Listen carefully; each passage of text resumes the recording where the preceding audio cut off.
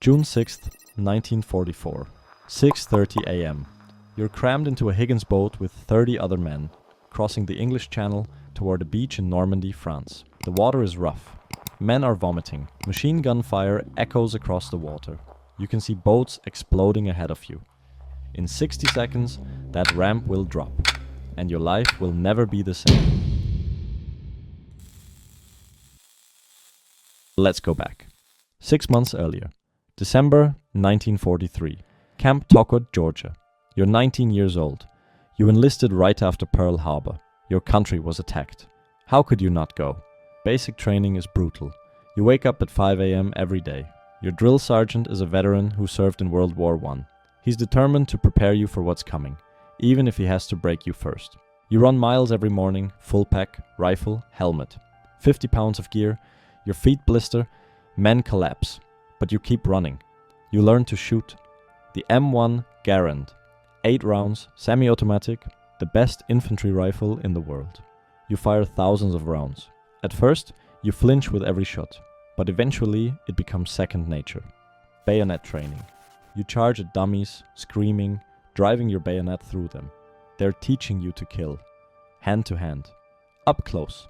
Personal. You make friends. Tommy from Brooklyn, Jake from Texas, Mike from Iowa. These men become your brothers. March 1944. Your training is complete. You're shipping out. England first, then France. Operation Overlord. You're part of it. The 1st Infantry Division. You're going to be in the first wave at Omaha Beach. Hit that like button and subscribe. You need to see how this story ends. June 5th, 1944. Evening. You're on a transport ship crossing the English Channel. Thousands of ships. The largest armada in history. Your sergeant gathers the platoon. Some of you won't make it off that beach, he says. But if we do our jobs, we're going to win this war. We're going to free Europe. 4 a.m. Breakfast, steak and eggs. Everyone knows why. It might be your last meal. You're loaded into the Higgins boat. 30 men packed tight. The boat lowers into the water. The boat speeds toward shore. The ramp is up.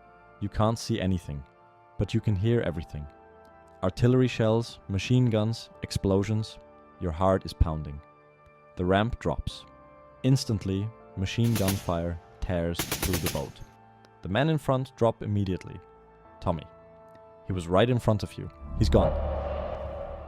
You jump into the water. It's over your head. Your gear is pulling you down. You go under. You kick frantically, drop your pack. You surface, gasping. Bullets are hitting the water around you like rain. You wade forward. The water is red. Bodies floating everywhere. You reach the sand.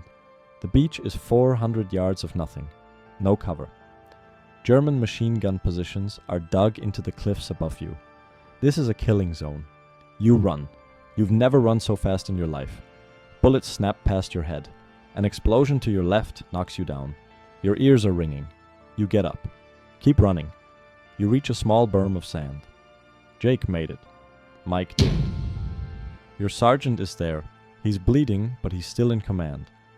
We can't stay here. We push forward or we die on this beach. Men crawl forward with explosives. They slide them under the barbed wire. The explosion is deafening. A gap opens. Go, go, go. You run through. You reach the base of the cliff. There's cover here. You're breathing so hard you might pass out. You check yourself. No holes, you're not hit. You can't believe you're not hit. You move up the cliff. You're climbing now. A German soldier appears above you. Jake shoots him first. He tumbles past you.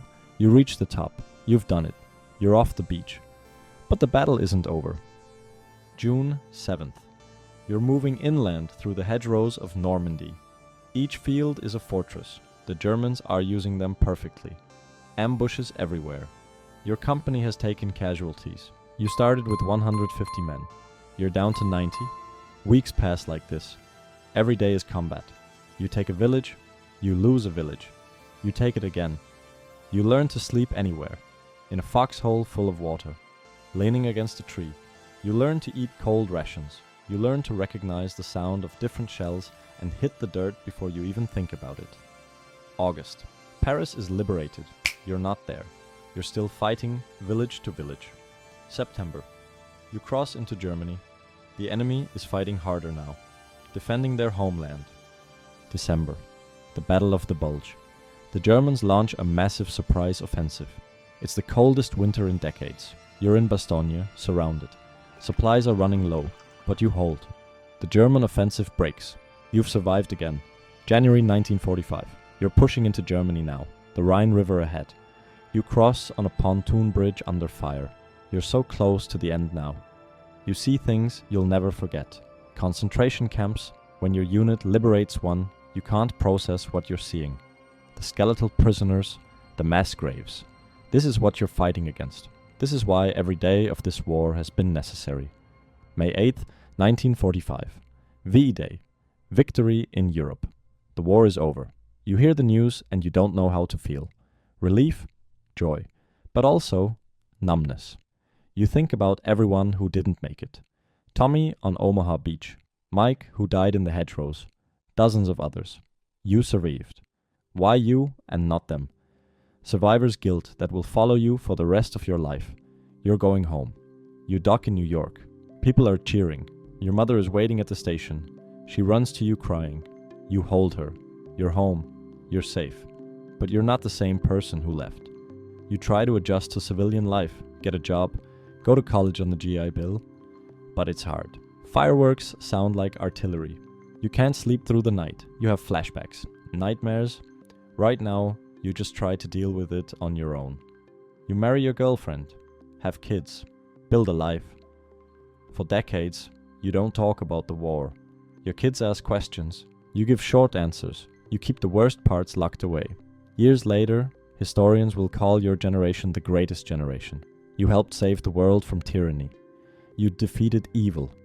You preserved freedom. You're old now. In your 90s, if you're still alive, your war was 80 years ago, but you remember it like yesterday. And you know that what you did mattered. It will always matter. If you want more history from the soldier's perspective, click right here. These stories need to be told. Thank you to the veterans who lived this. We will never forget. See you in the next one.